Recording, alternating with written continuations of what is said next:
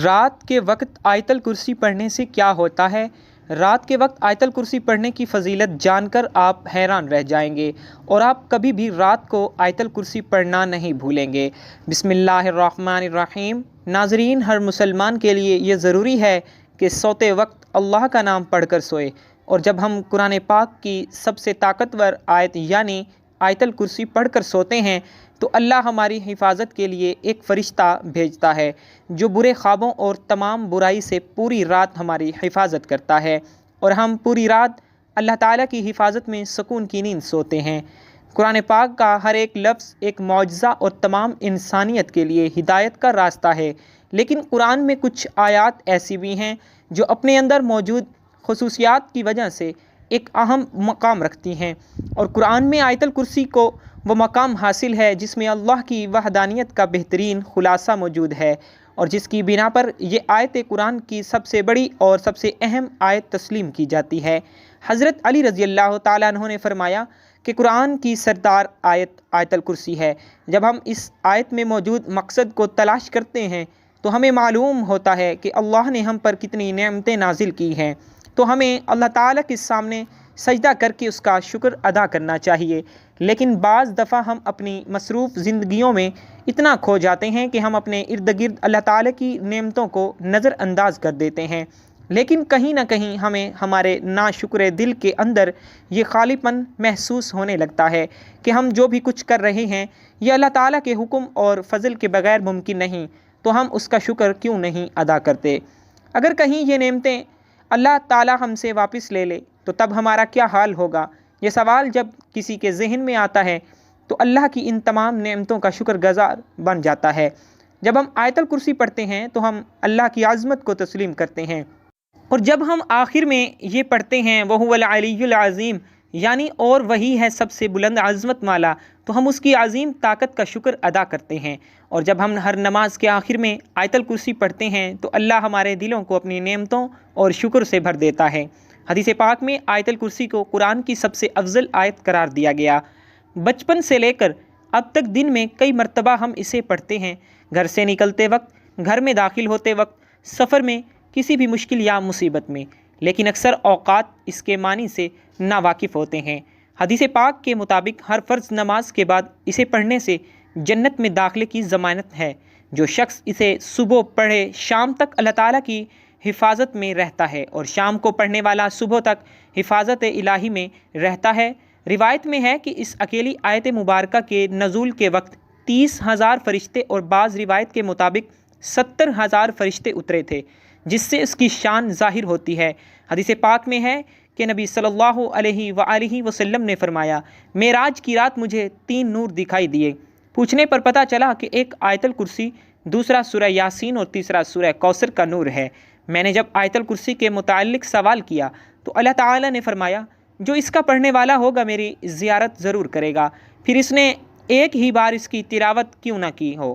حضرت علی رضی اللہ تعالیٰ عنہ سے مروی ہے کہ نبی کریم صلی اللہ علیہ وآلہ وسلم نے فرمایا، جس نے آیت الکرسی اپنے گھر میں تلاوت کی تو 30 دن تک اس کے گھر میں شیطان نہیں آ سکتا، اور 40 دن تک جادوگر کا جادو اثر انداز نہیں ہو سکتا۔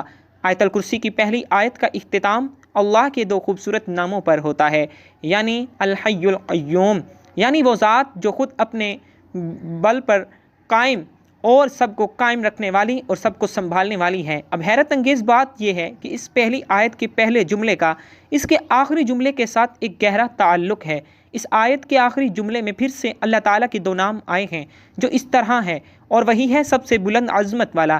اس آیت کے دوسرے جملے میں اللہ فرماتا ہے، نہ اس کو اونگ آتی ہے نہ نیند، تمام مخلوقات وقت کے ساتھ سست پڑ جاتے ہیں، آرام مانگتے ہیں، نیند چاہتے ہیں، سوئے بغیر رہ نہیں سکتے، اور نیند موت کی ہی ایک صورت ہے۔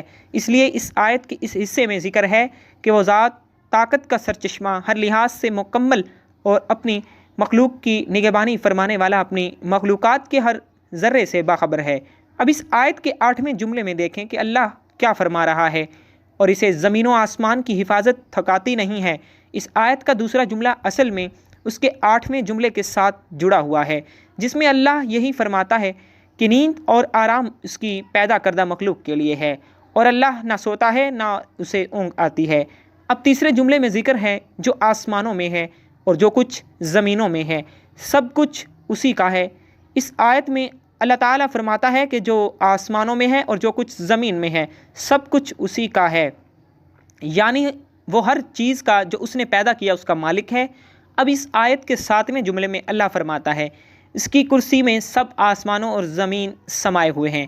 जब अल्लाह अपनी कुर्सी की बात कर रहा है तो मतलब कि वो अपनी बादशाहत की बात कर रहा है। फिर चौथे जुमले में अल्लाह का इरशाद है कौन है जो इसके सामने उसकी इजाज़त के बगैर किसी की सिफारिश कर सके। फिर छठे जुमले में फरमाता है और वह इसके इल्म में किसी भी चीज़ का अहाता नहीं कर सकते हैं मगर जितना वो चाहे। अब चौथा और छठा जुमला एक दूसरे के साथ मुंसलिक हैं, यानी पहला जुमला और जुमला नंबर 2, दूसरा और 8वां जुमला, तीसरा और 7वां जुमला, चौथा और छठा जुमला एक दूसरे से मुंसलिक हैं।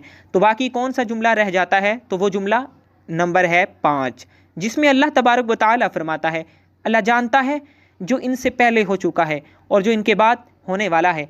ये जुमला इस आयत के बिल्कुल दरमियान में है, जिससे पहले और जिसके बाद जो कुछ भी है अल्लाह ने बयान फरमाया है। इसके बारे में इसमें 5वें जुमले में फरमाया कि वो सब जानता है और इससे कुछ भी छुपा नहीं है। अब अल्लाह के सिवा ऐसा कौन कह सकता है। बेशक कुरान अल्लाह के अल्फाज हैं जिसकी एक एक आयत हमारे लिए हिदायत का रास्ता है। अल्लाह ताला हम सबको कुरान करीम समझ कर पढ़ने वाला और इस पर अमल करने वाला बनाए। नाजरीन, आइए अब हम जान लेते हैं आयतल कुर्सी का उर्दू में तर्जुमा। बिस्मिल्लाहिर्रहमानिर्रहीम। अल्लाह के सिवा कोई माबूद नहीं, अल्लाह ही हमेशा ज़िंदा और बाकी रहने वाला है। ना उसको ऊँग आती है ना नींद, जो भी आसमानों पर है और जो भी ज़मीन पर है सब अल्लाह का है। कौन है जो बिना अल्लाह की इजाज़त के इसकी सिफारिश कर सके। अल्लाह उन्हें अपने जानते हैं जो मखलूक़ात के सामने हैं और इसे भी जो इनसे ओझल है। बंदे इसके इल्म का ज़र्रा भी अहाता नहीं कर सकते सिवाय इन बातों के इल्म के जो ख़ुद अल्लाह देना चाहे। इसकी हुकूमत यानी कुर्सी ज़मीन और आसमान को घेरे हुए है। ज़मीनों आसमान की हिफाजत इस पर दुश्वार नहीं, वो बुलंद और अजीम ज़ात है। नाजरीन, आयतल कुर्सी पढ़ने वाले को हमेशा जन्नत नसीब होती है। आयतल कुर्सी पढ़ने वाला हमेशा बुरी चीज़ों से महफूज रहता है। आयतल कुर्सी को पढ़ने से घर में बरकत होती है और सेहत अच्छी रहती है। अगर घर में आयतल कुर्सी लिखी हो तो अल्लाह ताला घर को महफूज रखते हैं। हज़रत मोहम्मद मुस्तफ़ा सल्लल्लाहु अलैहि वसल्लम ने फरमाया जो शख्स फ़र्ज़ नमाज के बाद आयतल कुर्सी पढ़ेगा उसे जन्नत जाने से कोई रोक नहीं पाएगा और वह इंसान दुनिया की बुराइयों से दूर रहता होगा और अल्लाह उसे बुरे कामों को करने से बचाता है और उसकी नेकियों को करने की राह में बढ़ाता है। जिस घर में कोई शख्स अगर आयतल कुर्सी को पढ़ता है तो पढ़ने वाले को, उस घर में रहने वाले को अल्लाह अपनी हिफाजत में रखता है। आयतल कुर्सी जिस घर में भी पढ़ी जाती है उस घर को शैतान और बुरी चीज़ें छोड़ देती हैं और अल्लाह के भेजे हुए फरिश्ते वहाँ रहते हैं। जिसे भी अगर अपने घर या फिर कहीं और तन्हाई में डर लग रहा हो तो उसे आयतल कुर्सी पढ़नी चाहिए। अल्लाह ताला उस बंदे के खौफ को दूर कर देगा और उसे सुकून अता फरमाएगा। नाजरीन, अगर आप सुबह के वक्त आयतल कुर्सी की तिलावत करते हैं तो अल्लाह ताला आपको पूरे दिन अपनी हिफाजत में रखता है और आपको पूरे दिन अच्छे कामों में मसरूफ़ रखता है। अगर आप लोग घर से निकलते वक्त आयतल कुर्सी को पढ़ते हैं तो अल्लाह ताला आप लोगों की हिफाजत के लिए अपने फरिश्तों की जमात को आप लोगों के साथ भेजता है। सुबहान अल्लाह।